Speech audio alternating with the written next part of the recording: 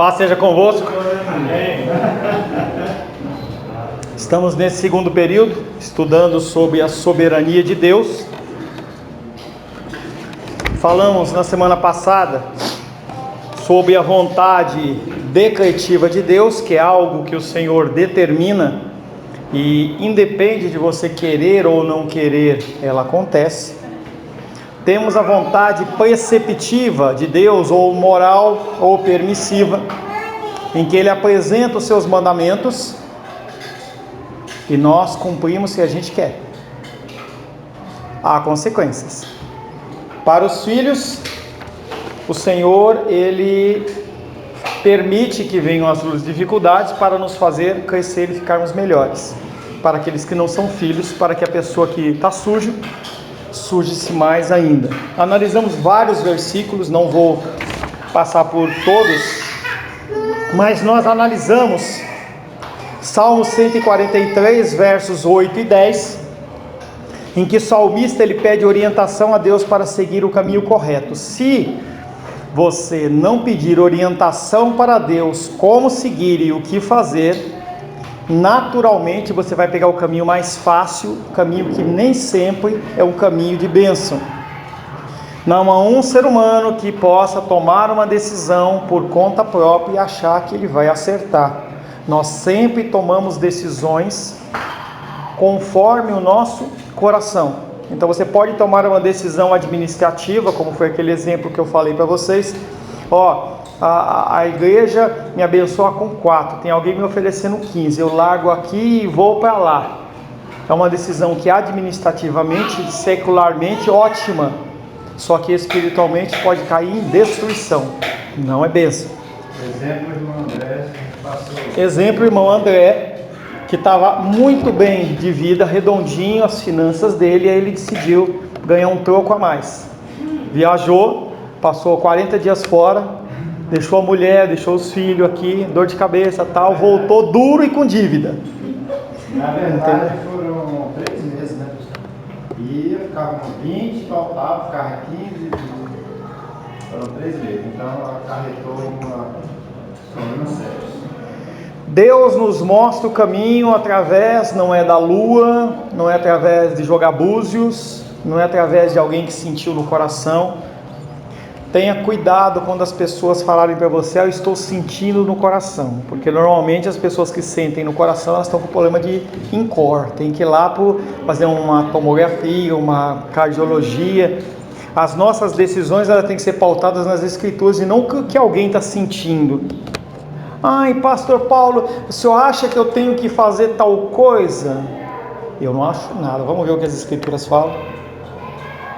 Eu posso até dar minha opinião, mas a minha opinião humana ela não é equivalente à opinião das escrituras. Nós analisamos Mateus 7, 21, falando que Jesus não está tratando de combater a religião formal, ou melhor, Jesus está tratando de combater a religião formal, que consiste apenas em rituais. Vir à igreja por vir, sem buscar realmente mudança e transformação, é perda de tempo. Se você lê as escrituras e não tenta colocar em prática, é perda de tempo. Analisamos também Lucas 12, 47 e 48, falando que muitos na casa do Senhor ouvem as regras, ouvem os ensinamentos, entra por ouvido e sai pelo outro. Pessoas que estão perdidas. E finalmente nós analisamos João 7, versos 16 e 17, que falava que fazer a vontade de Deus aqui é o mesmo que conhecer a sua doutrina e obedecê-la. Tá? Então, eu faço a vontade de Deus. Fazer a vontade de Deus não é ir para a casa de Deus, e sim ler as escrituras e colocar em prática. Mais 3 textos nós vamos olhar. Atos capítulo 13, 22.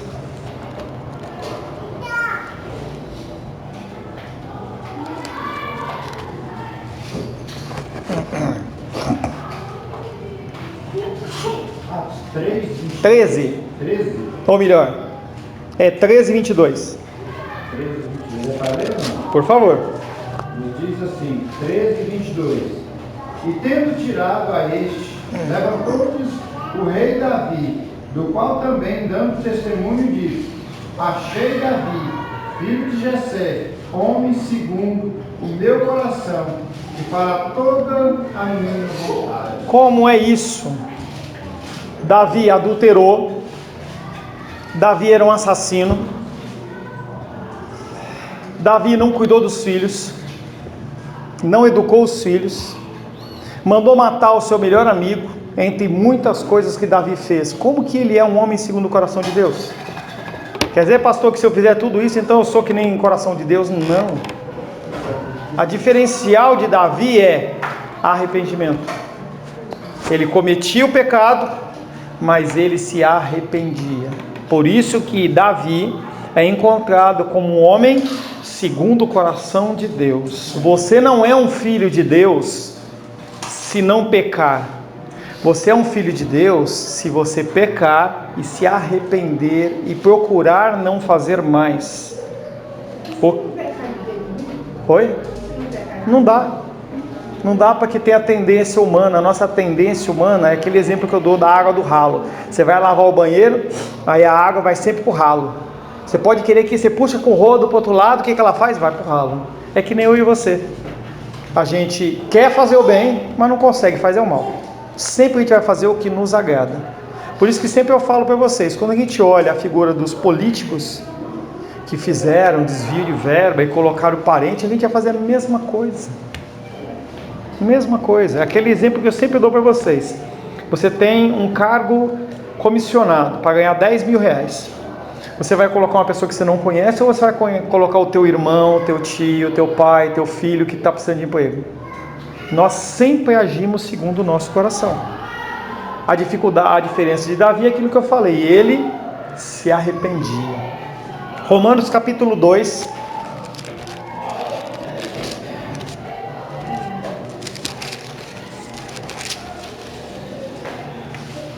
(17 e 18). Se você estivesse na igreja do Silas Malafaia, você não ia poder ver a Bíblia, cara. Porque agora é proibido usar celular lá. Entendeu? Capítulo 2, versos 17 e 18. Alguém menos o André. Menos eu. Se porém tu, que tens por sobrenome judeu, e repousas na lei, e te glorias em Deus, que conheces a sua vontade e provas as coisas excelentes, sendo instruído na lei. Os judeus possuíam uma grande responsabilidade perante Deus, pois eles haviam recebido os ensinamentos de Deus. Perceba que o texto fala da vontade de Deus e é igual à sua lei. Eles foram instruídos na lei, conhecendo a vontade de Deus. Essa vontade de Deus é preceptiva, é a vontade moral, pois mostra como os homens deviam segui-la para o bem das suas vidas. Contudo, mesmo aprovando as coisas excelentes, muitos dos judeus não foram obedientes à vontade de Deus na sua vida. Eles quebraram muitos preceitos, como é próprio da minha vida, como é próprio da sua vida, como é próprio de todo e qualquer ser humano. A gente tem que entender que nós estamos tratando da vontade preceptiva de Deus, em que nós só fazemos se Deus assim nos der forças. Nós, segundo o nosso coração, nós fazemos o que nós queremos. O André, ele exprimiu a vontade dele. Quando que o André não vai querer pegar mais uma viagem de caminhão? Só se Deus bloquear, porque se for pelo coração dele, semana que vem ele vai falar assim, tô indo de novo. Aí eu vou falar, poxa, mas dessa vez vai dar certo. Efésios capítulo 6, versos 6 e 7.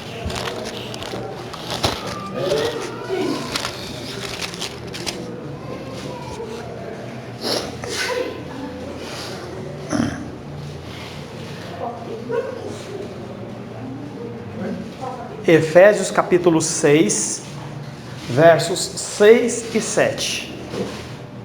Alguma menina, por favor? Efésios 6, capítulo 6 e 7. Servindo de boa vontade como ao Senhor e não como a homens, certo de que cada um, se fizer alguma coisa boa, receberá isso outra vez do Senhor, quer seja servo, quer livre. Observe que o termo servos aqui implica que essas pessoas estão sob autoridade e possuem conhecimento de uma ordem expressa. Essas pessoas leram as Escrituras, entenderam as Escrituras e essa autoridade sobre a vida delas para que elas cumpram as Escrituras. A única maneira de entender esta ordem é através de leis objetivas que são dadas. A palavra de Deus ela é clara em cima dos seus ensinamentos. Então há muitos ensinamentos que eles são um pouco mais confusos, mas a maioria é claro. Não faça, 10 mandamentos, não faça isso. Não desonra pai e mãe, não rouba, não adultera. Não é claro. E o Senhor ele está exortando, falando que essas leis elas existem e elas criam este peso sobre a vida daqueles que não são filhos, mas para aqueles que são filhos é algo comum e natural. As pessoas querem e desejam porque sabem que isso é agradável a Deus. Nós temos duas outras vontades. Nós falamos da vontade decretiva de Deus, a sua salvação. Vontade decretiva de Deus. Com o que você quiser fazer, não há possibilidade de você perder, porque não provém de você. Ele te escolheu. Então, vontade decretiva de Deus. O dia em que o Senhor Jesus Cristo vai voltar. Nem a gente orar mais, orar menos. Às vezes as pessoas falam assim, vamos evangelizar para Jesus voltar rápido. Não, ele só vai voltar no dia. Deus determinou um dia e ponto. Vontade decretiva de Deus procede de Deus e a concretização disso é em Deus e não há nada que o ser humano possa fazer.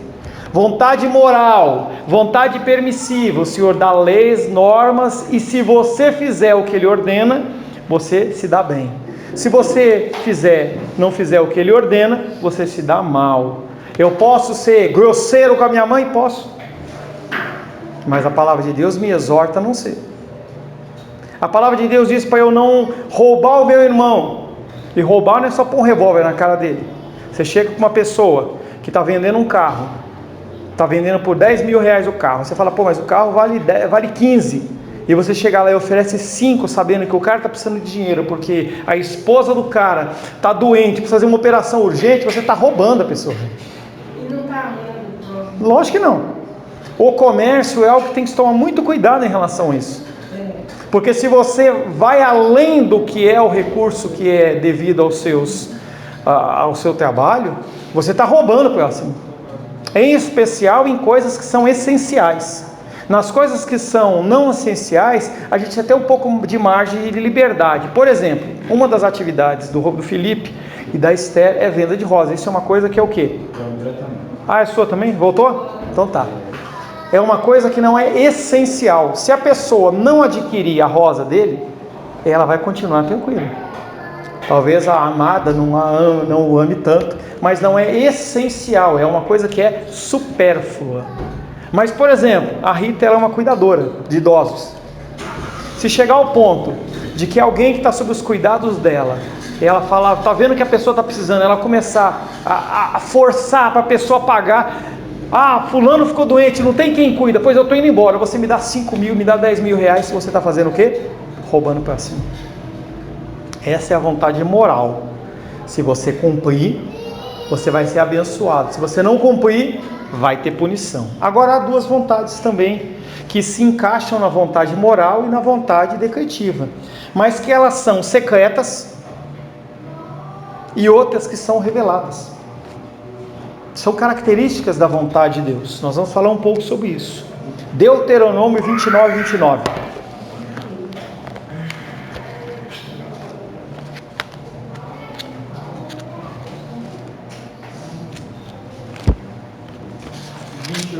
Deuteronômio 29, 29.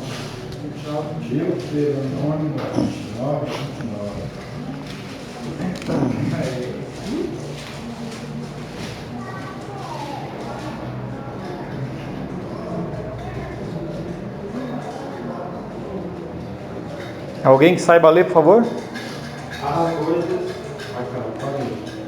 As coisas encobertas pertencem ao Senhor, nosso Deus, porém as reveladas nos pertencem, a nós e a nossos filhos, para sempre, para que cumpramos todas as palavras desta lei.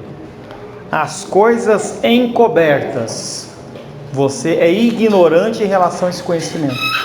São coisas encobertas. As coisas encobertas pertencem ao Senhor nosso Deus, porém as reveladas nos pertencem. Você é chamado a cumprir as reveladas. Porém, as reveladas nos pertencem a nós e aos nossos filhos para sempre, para que cumpramos todas as palavras desta lei. O que está escrito nas Escrituras, que é uma palavra que é clara, você tem a obrigação de obedecer. Aquilo que é escondido, você não tem que ir, a menos que ela seja revelada para você. Importante, muitas palavras que são escondidas de você porque você não lê. E aí não bate essa. Tudo bem? As palavras, quando você entra no cristianismo, você não conhece nada. Você tem um conceito moral, você sabe que não é lícito você matar uma pessoa, que não é lícito você roubar alguém, não é lícito você violentar uma pessoa. São coisas que são naturais de nós, vem item de fábrica. Quando você entra no cristianismo, você não conhece nada, e você começa a ler as Escrituras. Quando você começa a ler as Escrituras, o que acontece é que a palavra que era antes secreta, ela passa a ser uma verdade revelada. Você deixar de conhecer Escrituras porque não lê e não estuda, não te isenta da punição. A pessoa que não tem Bíblia, nunca não consegue comprar uma Bíblia, ela vai ser menos punida do que você que tem 1, 2, 3, 4 Bíblias, tem Bíblia no celular que todo tempo, tem tempo. Por isso que eu bato tanto na tecla, nós temos que ler a Bíblia, temos que ler a Bíblia. E quanto mais eu cobro, mais eu jogo juízo nas suas costas. Porque enquanto a pessoa não cobra, não é cobrada, o que acontece é que a gente acomoda. Benê veio aqui, pastor, vamos retomar o discipulado. Você quer mesmo? Porque a partir do momento que a gente começar a falar, o que vai acontecer é o peso sobre o ombro dele vai aumentar. Porque eu vou começar a trazer conhecimentos e verdades que para ele era secreto, passa a ser revelado, e que se ele não cumprir, ele está cumprindo conscientemente. E isso chama-se iniquidade. Foi por isso que você faltou, Esther? Não. A Esther é uma das que eu bato bastante. E as pessoas que nunca tiveram conhecimento da palavra? Elas vão ser julgadas segundo os princípios que vêm de fábrica, que foi o exemplo que eu te dei. Todo ser humano tem o conhecimento do bem e do mal. Porque lá em Adão e Eva, quando a Eva comeu e passou para Adão, essa semente do conhecimento do bem e do mal passa para todo ser humano. Você precisa de uma lei para dizer que numa rua como essa aqui, você não pode andar 150 por hora? No âmbito escolar, você pode dirigir rápido? Por quê? Se não tem uma lei, o que você cumpre? Porque você sabe que isso é o certo.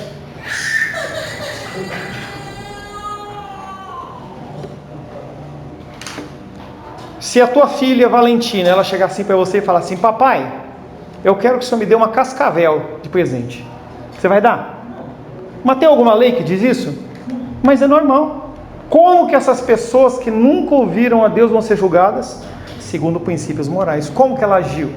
Pega uma tribo lá no Chuí, lá não sei o quê. Qual que é o princípio moral que eles vivem? Eles vão ser julgados segundo esse princípio, que é embutido no coração das pessoas, que todos nós temos. Aí não vai ser salvo.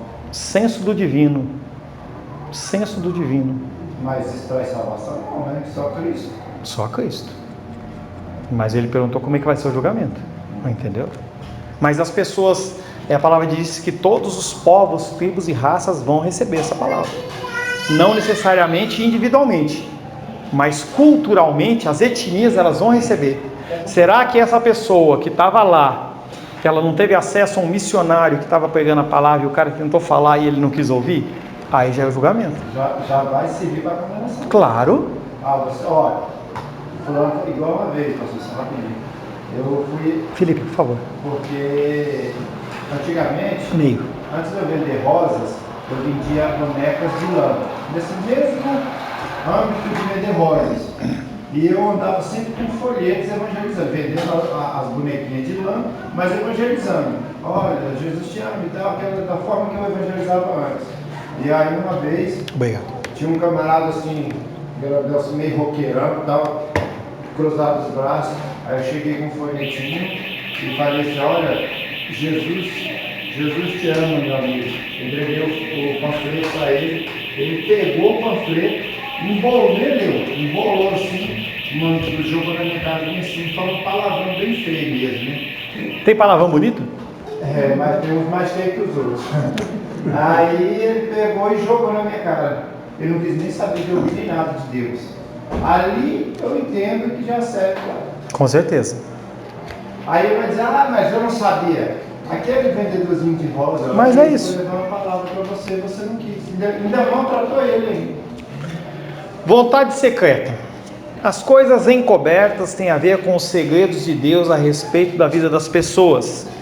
Enquanto a vontade decretiva pode dizer respeito às decisões em geral sobre a vida do mundo e o destino do povo de Deus, a vontade secreta pode ser uma indicação daquilo que Deus faz na nossa vida pessoal e que é segredo até que aconteça. Por que eu vivo desta maneira? Por que aconteceu isso? Por que aconteceu aquilo outro? A vontade secreta de Deus, como filho, tem um propósito. Se você for colocar num grande quadro as coisas que aconteceram na sua vida e que não tem explicação, vontade secreta de Deus, em que Deus permite que a coisa aconteça por um propósito. Para você não sabe por quê. Você só vai saber quando realmente acontecer. Tiago 4,14.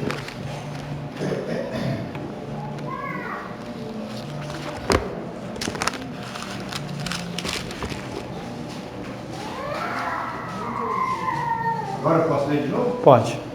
Tiago 4,14. Diz assim: vós não sabeis o que sucederá amanhã, que é a vossa vida. Que é a vossa vida? Ah, bom. Sois apenas como neblina, que aparece por instante e logo se dissipa. É muito interessante, dentro das escrituras, você começar a olhar, que é uma coisa que eu tenho estudado, eu tenho procurado colocar nas ministrações da palavra, que são exemplos. Ele vem e fala assim: vós não sabeis o que sucederá amanhã, que é a vossa vida.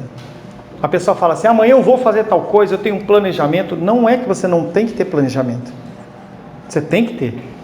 A palavra de Deus diz que se você for construir uma casa, primeiro você tem que ver os recursos, para que então você possa construir, e não parar na metade e as pessoas falam assim: ah, olha lá, o cara não conseguiu, burrão, entendeu? Passamos vindo para cá, uma casa, bagulhão, alugo. Eu olhei para quem vai alugar uma casa dessa? Você vê que o cara quis construir uma casa, tudo no cimento, coisa feia. Ele começou a construir, não tinha mais recursos para terminar. Você pode fazer plano, você deve fazer planos, mas entenda que os seus planos, eles estão em segundo lugar. O que é a sua vida? Amanhã eu vou fazer tal coisa. Se Deus quiser, se Deus permitir, amanhã farei assim e assim. E aí ele vem dar um exemplo muito legal. Aqui em Brasília não tem tanto, se encontra muito em Minas, o André, nas estradas ele encontra isso bastante. Neblina. Você entra na neblina, você fala: nossa, não dá para enxergar nada. Daqui a pouco, cadê a neblina? É como a minha vida é a sua vida, é como a minha decisão é a sua decisão. Não é absolutamente nada. A vontade secreta é como isso. Você olha dependendo de Deus porque você não sabe o que fazer e como fazer. Vontade revelada. As coisas reveladas têm a ver com a regra da vida das pessoas, pois o próprio texto nos aponta para isso. As coisas reveladas devem ser obedecidas como norma de comportamento para todo o povo de Deus. Não há como fugir do dever de obedecer à vontade revelada para o nosso comportamento. Não adulterarás. Quando você adultera, você está quebrando um mandamento do Senhor. É uma vontade que é revelada. Não ande na IPTG com mais de 80 por hora. Não entre no mar quando o mar estiver com as bandeirinhas lá vermelhas, que é proibido, que tem correnteza. Não fumar neste ambiente.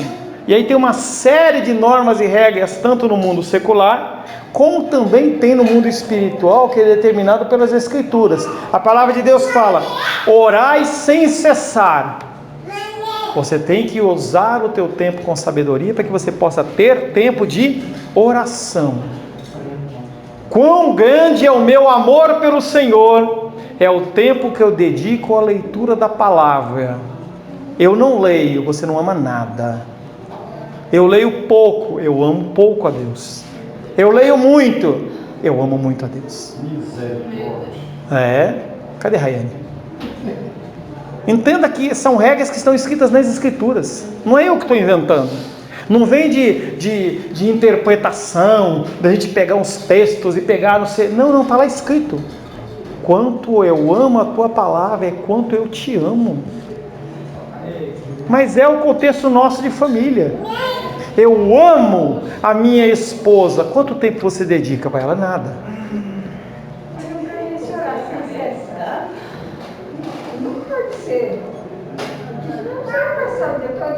Não é isso. A oração, nós temos que ter o nosso tempo devocional de oração. E você está andando durante o dia a dia com a mente. Você vai lá, entendeu? Eu vou fazer alguma coisa, vou lá no shopping, tá? Você quer comprar uma blusa. Senhor, é para eu comprar essa blusa? Você está orando? Me ajuda na escolha. Senhor, me ajuda na escolha. Não é melhor pegar esse dinheiro e dar para alguém? Tudo isso é orar sem cessar, não é você ficar de joelho lá, aleluia, glória a Deus, aleluia. Se você puder fazer, amém, mas se você não pode fazer, o que é a regra no ser humano, você, enquanto você vai vivendo, você vai caminhando, você vive em oração. Está fazendo o seu pão lá, está fazendo um arroz. Senhor, abençoe esse arroz para que ele se multiplique, para que ele fique gostoso, para que as pessoas que comam se sintam felizes, sejam gratas ao Senhor. E é uma coisa que a gente vai acostumando. Eu não consigo sair da minha casa e falar assim: Senhor, cobre a mim, cobre o meu carro com o teu sangue, nos faz invisíveis ao inimigo, prepara uma vaga para que eu possa parar. Eu estou orando. A vontade revelada, ela tem a ver com ordenanças do Senhor e que nós temos que praticar porque Ele está mandando. E a gente só é obediente àquilo que com aquele que a gente sabe que é superior a nós. Sobre esse negócio de oração, eu estou aprendendo a inserir isso nas vendas das rosas o tempo todo em comunhão com Deus. E eu reparei que nas comerciais que são mais vazias, normalmente eu não peço vaga e eu não encontro. Quando eu sei que aquela comercial é cheia, entupida, eu falo: Senhor, arruma uma vaga para mim, para eu não ter que tomar uma multa. É incrível, eu fico chocado, voltando de casa assim: meu Deus, como que Deus realmente Aí eu tô falando isso com Deus, o carro vai, liga a luz de ré, e eu fico sem falar nada, assim, eu fico parado no carro, o carro estacionado, o Marcos descendo para vender, bora, vamos vender, e eu sem acreditar. As coisas das Escrituras, elas são tremendas, sem misticismo, tá? Não é misticismo. Não é porque eu orei daquele jeito religiosamente que Deus vai preparar uma vaga. Mas entenda que Deus, nós não estamos aqui para abençoar coisas, e sim pessoas. Mas é algo que é espiritual. Então, exemplo, ore: Senhor, eu estou indo fazer esse trabalho, entendeu? Mas que as pessoas elas possam sentir o teu perfume, porque ele é considerado como a rosa de Saron. Senhor, que possa trazer amor. Não é que a rosa ela vai ser mística, não. Rita está lá no trabalho dela: Senhor, que a minha entrada na casa, o Senhor que ela cuida do seu Moisés, que a minha entrada na casa do seu Moisés enche essa casa de paz. Que ele venha a mim e fala: Rita, quando você está aqui, é tão bom. O que é que você tem? Você entende que a nossa vida, isso é orar. E nós temos que agir desta maneira.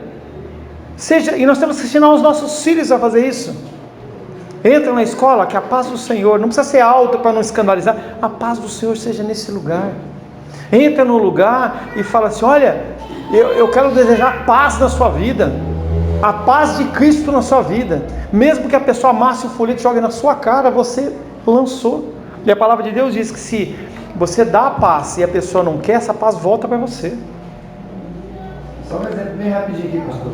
Nós estávamos vindo do Nordeste e num determinado trecho muito perigoso, o combustível do caminhão acabou. Num trecho onde ninguém para, nem tem acostamento nem nada. E quando acabou o combustível, eu estava na decidona. Eu falei: Jesus, amado, acabou o combustível. Aí logo Deus abençoou que tinha uma entrada de uma fazenda, né? Aí foi onde eu joguei o caminhão. E lá ninguém para. E aí, pastor, eu falei assim, eu estava tão aflito, finalzinho de tarde, a noite chegando, aí ninguém para mesmo. Aí eu peguei, fui para a lateral, olhei para o céu assim, e clamei ao Senhor naquela hora assim, em voz alta. Falei assim, Senhor, Tu és um Deus de misericórdia, que atende e socorre a gente na angústia. Pai, aqui é um trecho onde ninguém para. Meu Deus, providencia uma solução para nós. Eu conversando com Deus assim, com a mão para trás, assim, conversando com Deus mesmo, olhando para o céu, e um carro vai para atrás de mim assim, ó. O cara parou, eu orando ainda, tive que interromper a oração para ir atender o cara. Quando chega lá, o cara fala assim, ó, eu parei aqui só para ver se você me responder, se essa é a BR-101 mesmo. Aí eu falei, rapaz, você parou aqui, sabe por quê? Foi porque Deus fez que você parasse, essa é a BR-101 mesmo. Agora eu preciso de um socorro para ir no posto comprar um pouco de chute. Você pode me socorrer? Ele falou assim, entra aí, meu amigo, eu vou lá agora. Olha para você ver que coisa sobrenatural do Senhor, ele vive para quem crê. Eu estava vendo uma coisa como essa que o André falou, em que estava mostrando na BR, o caminhão do cara começou a pegar fogo. Você viu esse? Ele olhava para o caminhão e falava assim, Deus, esse é o meu ganha-pão, só o Senhor derramando chuva. Caiu chuva. Essas coisas são milagre de Deus. Por que as pessoas não são curadas à nossa volta? Porque nós não oramos. Nós temos que nos colocar à disposição. E o Senhor, Ele fala, faz, aquele que tem a fé como de um grão de mostarda, ele vai transportar montes. Efésios 5,17.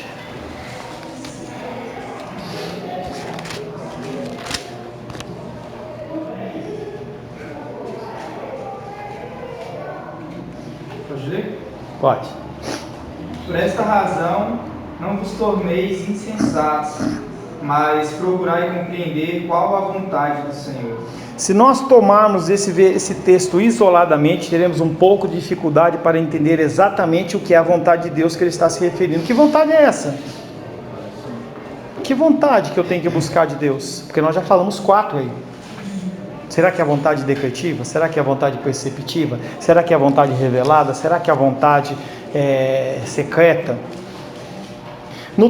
Nesse texto que nós lemos, pode estar presentes 2 conceitos dependendo de como nós vemos.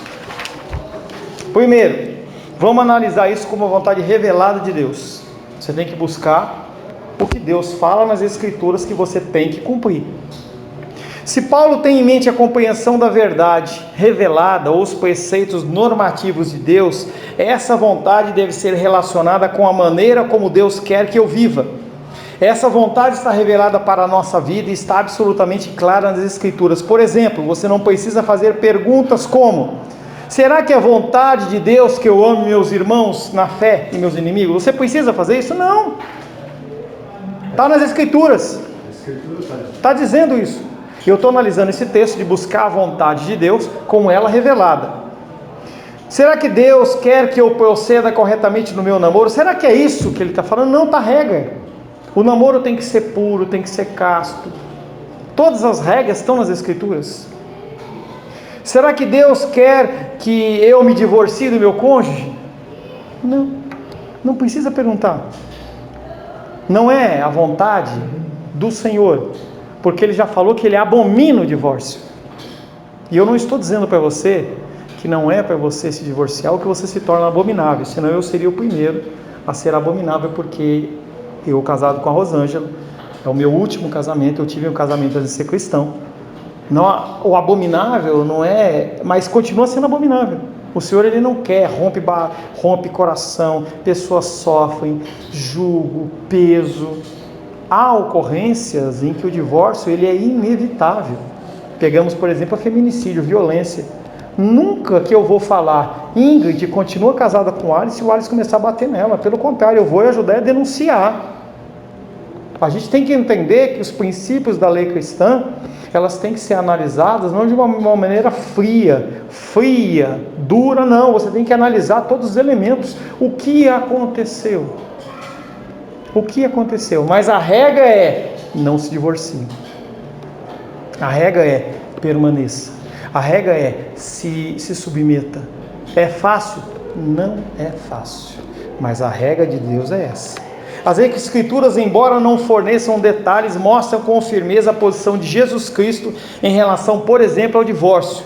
Não há dúvidas nas Escrituras sobre este assunto, a vontade de Deus está ali revelada. Mateus 19, verso 3 a 12, não vamos ler, depois se quiser ler um pouco sobre isso, vai lá, está falando. Qual que é a permissão do Senhor para o divórcio? A gente tem a permissão do Senhor para o adultério, tem a permissão do Senhor para o repúdio, e mesmo assim a pessoa que passou o adultério e foi repudiada, ela pode ter e decidir falar assim, mesmo assim eu quero continuar, ou dizer não quero continuar, mas o sim ou não está muito mais relacionado à dureza do meu coração do que realmente a situação.